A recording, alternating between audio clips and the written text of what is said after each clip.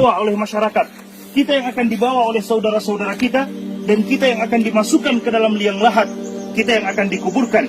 Umar bin Khattab radhiyallahu ta'ala anhu mengatakan, kulla yaumin yuqalu fihi mata fulan, wala budda min yaumin yuqalu fihi mata Umar. Setiap hari kita mendengarkan ada orang yang meninggal, disebutkan nama mereka, telah meninggal si fulan, si allan, dan pasti akan datang suatu hari di mana nama Umar yang akan disebutkan, telah meninggal Umar bin Khattab radhiyallahu ta'ala anhu. Dan itu telah terjadi. Maka hari ini pun saya katakan seperti itu. Setiap hari kita mendengarkan ada orang yang meninggal, pasti akan datang suatu hari nama kita yang akan disebutkan, saudara-saudara sekalian. Nama kita yang akan disebutkan, telah meninggal kita semuanya. Disebutkan nama-nama kita menuju kepada Allah Subhanahu wa ta'ala. Suatu ketika peristiwa yang sama terjadi kepada Al-Imam Al-Hasan Al-Basri rahimahullahu ta'ala. Ketika selesai menguburkan jenazah, ada seorang laki-laki datang yang sekedar ikut menguburkan jenazah. Dia tidak tahu siapa jenazah yang meninggal ini. Maka dia bertanya kepada Imam Al-Hasan Al-Basri, siapa orang yang meninggal ini wahai Imam? Al-Imam Al-Hasan Al-Basri kemudian melihat kepada orang yang bertanya tersebut dan mengatakan, hadza ana wa anta, ini adalah aku dan kamu kelak yang akan dipanggil oleh Allah Subhanahu wa ta'ala. Bukan siapa-siapa, ini adalah kita, saudara-saudara sekalian. Karena kelak kita yang akan dikuburkan seperti ini. Kemudian Al-Hasan Al-Basri mengatakan, ya bna Adam, innama anta ayyam, idza dhahaba yaumuka dhahaba ba'duka. Wahai anak cucu Adam, sesungguhnya engkau hanyalah hitungan hari demi hari.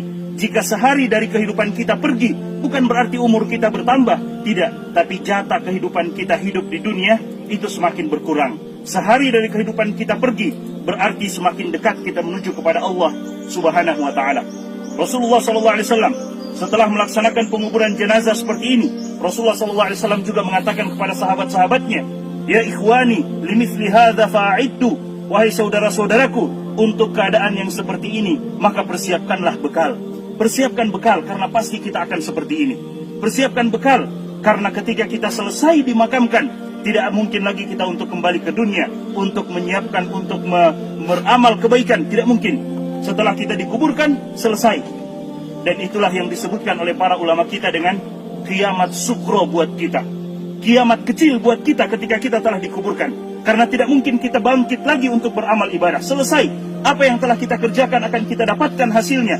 Dan apa yang kita lakukan dari dosa dan maksiat akan kita lihat juga hasilnya di hadapan Allah Subhanahu wa ta'ala. فَمَنْ يَعْمَلْ مِثْقَالَ ذَرَّةٍ شَرًّا يَرَهُ وَمَنْ يَعْمَلْ مِثْقَالَ ذَرَّةٍ خَيْرًا يَرَهُ. Siapa yang beramal keburukan akan dilihat sebesar zarrah pun.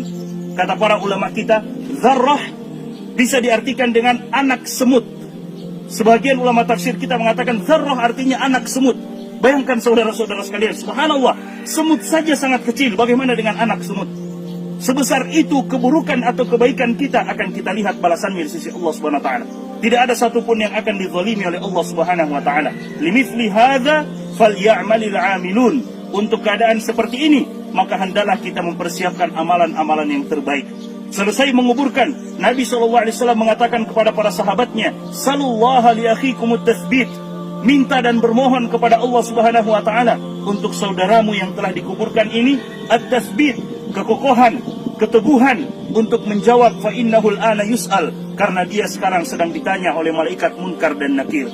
Ditanya tentang man rabbuka, siapa Rabbmu? Ditanya tentang man nabiyuka, siapa nabimu? Ditanya tentang madinuka, apa agamamu?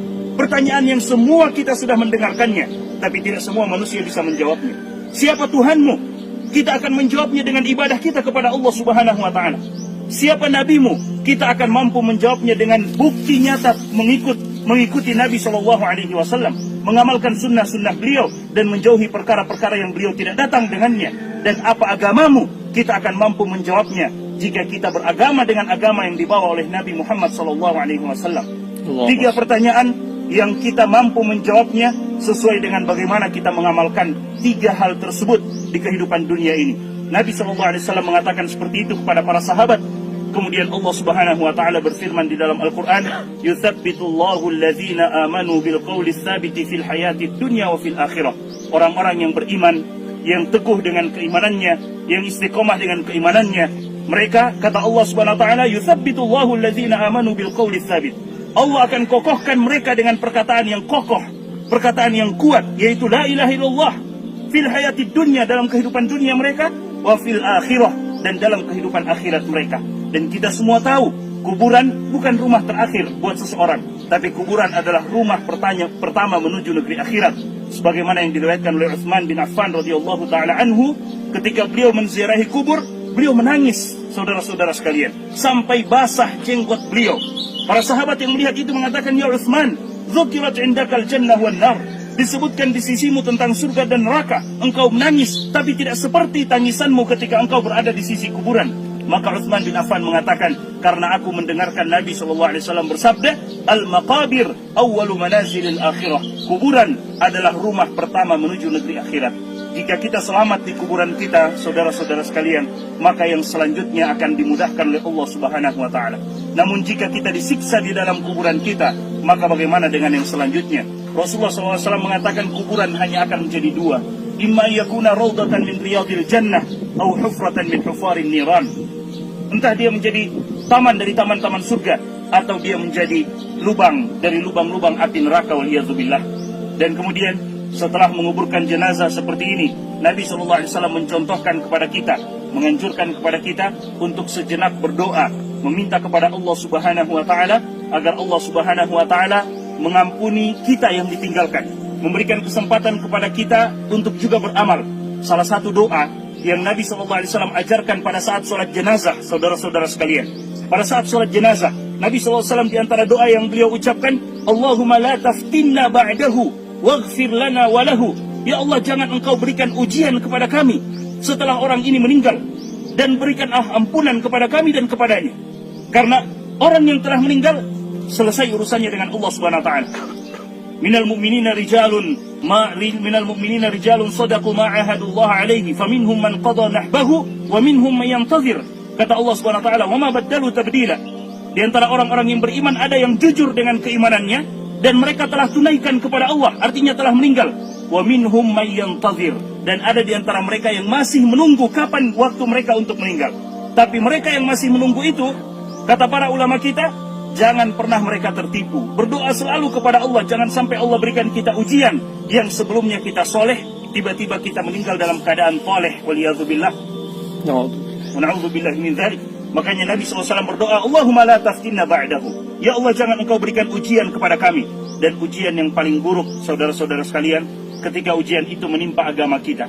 Kalau ujian menimpa usaha kita, toko kita, perdagangan kita, masih bisa diusahakan.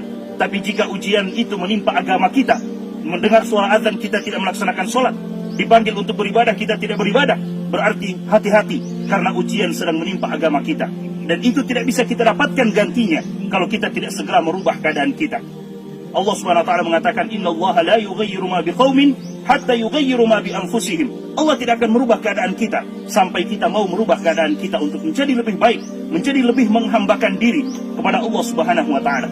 Kita berdoa kepada Allah Subhanahu wa taala, masing-masing kita berdoa kepada Allah, minta agar Allah Subhanahu wa taala menyelamatkan kita yang masih hidup, mengukuhkan keimanan kita, kemudian meminta kepada Allah Subhanahu wa taala agar Allah Subhanahu wa taala melapangkan kuburan beliau dan menjadikan kuburan beliau sebagai taman dari taman-taman surga.